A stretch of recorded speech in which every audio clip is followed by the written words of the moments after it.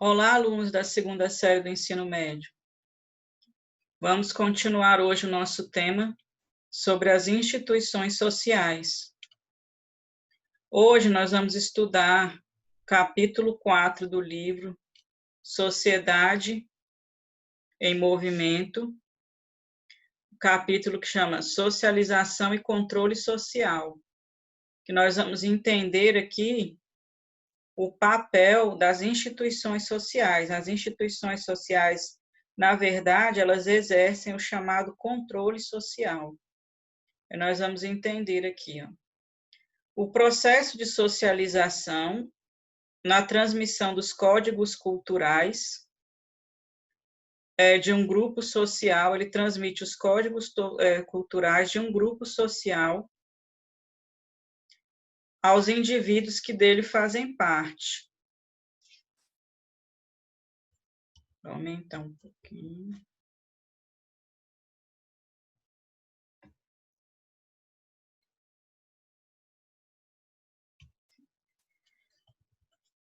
O processo de socialização ele acontece em dois níveis, né? Primeiro, o processo primário, que ocorre na família, desde que a gente nasce, entra em interação, os processos de interação, afetividade, intimidade. Processo secundário se dá na escola e também no trabalho, que é quando o indivíduo vai se relacionar no ambiente externo, né, fora da família.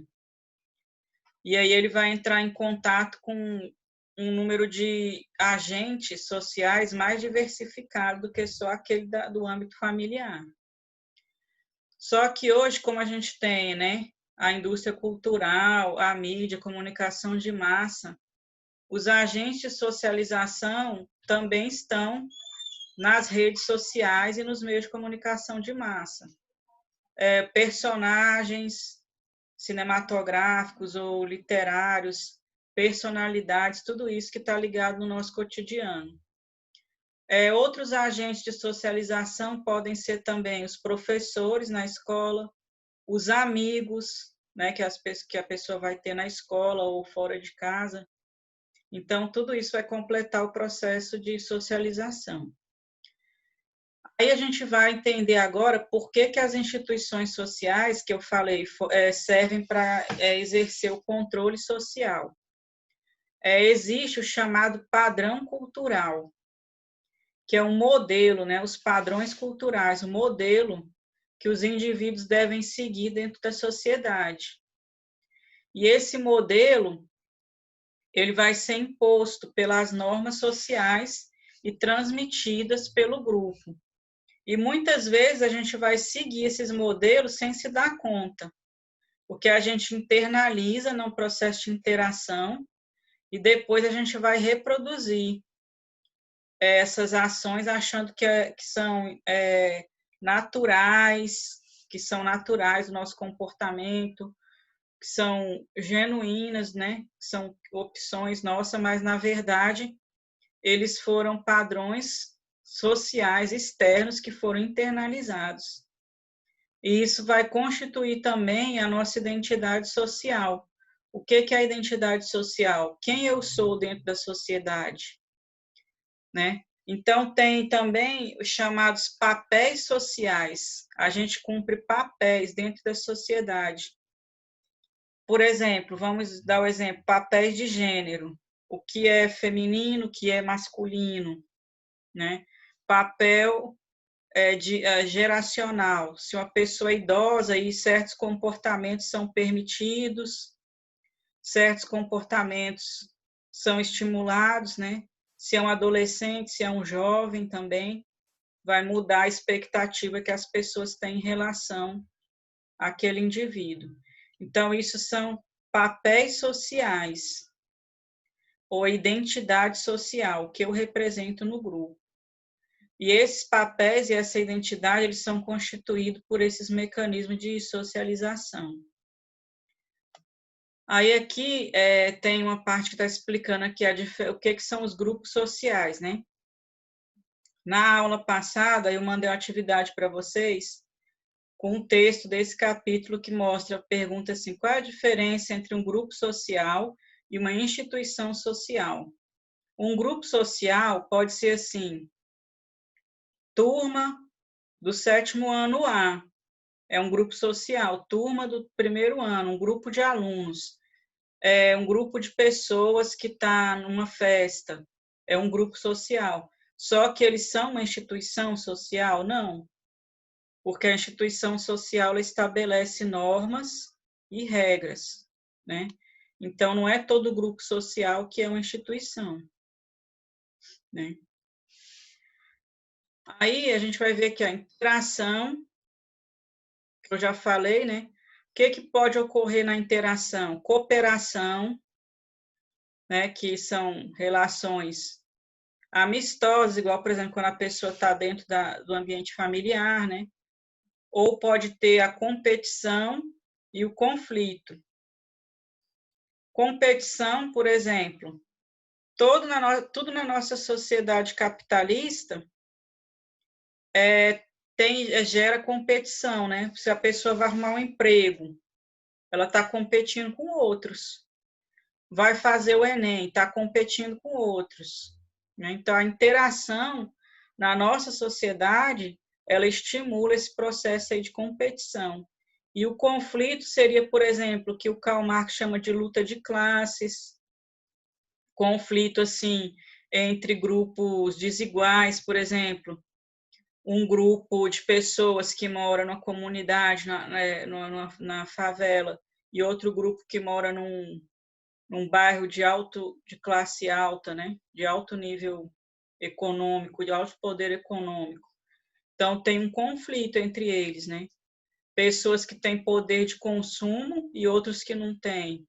Tem um conflito também. Quem tem acesso à educação, à saúde, aos serviços, né, básicos, quem não tem essa assistência, tem um conflito também entre eles. Então, essas são as 3 formas possíveis que pode acontecer de interação social, né, classificada aqui nessa teoria do status e do papel social. O que é o status? O status é a posição que o indivíduo ocupa na estrutura social. Esse status ele pode ter algum tipo de prestígio, ele pode ter um poder político, poder econômico, ele pode estar num grupo que é chamado de intelectual, ele tem um poder, um destaque cultural, né, um prestígio nessa área. Então, é qualquer coisa que faz a pessoa ter uma distinção dentro do grupo social, né? Os papéis sociais que eu falei anteriormente são aqueles comportamentos que são esperados, né?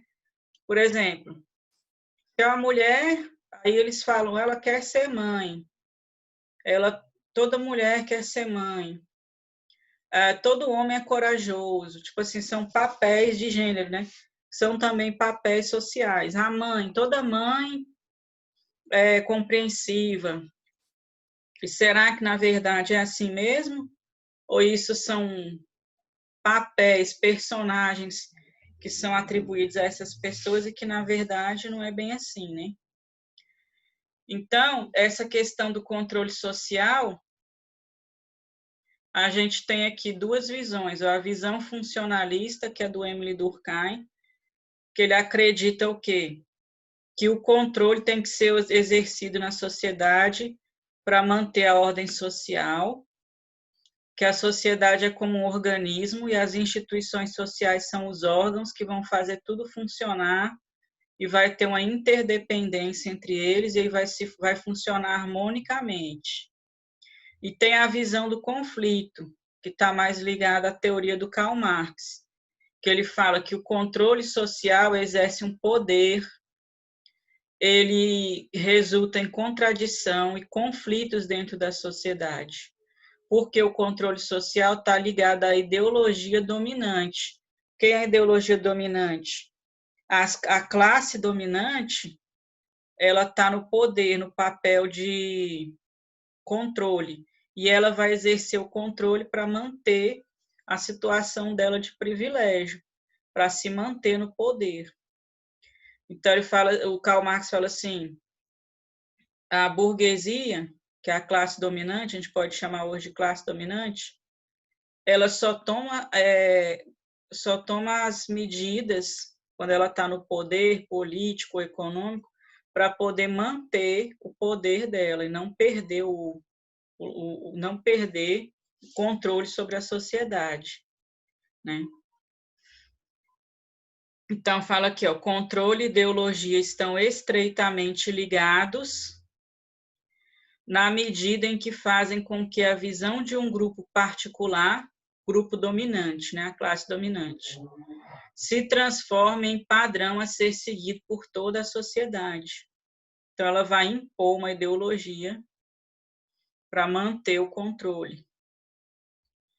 E aqui, no fim, está escrito mecanismos e agentes de controle social. Mecanismos são todos os elementos sociais que fixam padrões de conduta. E os agentes de controle são os mesmos que realizam a socialização, que são as instituições, a família, a escola, a religião, o Estado e os meios de comunicação de massa também na nossa sociedade. Por exemplo, os meios de comunicação de massa, eles não eram um agente de socialização no século XIX, né? No século XVIII. Ele é atualmente, né, que os meios de comunicação de massa se desenvolveram e se tornaram parte da vida das pessoas.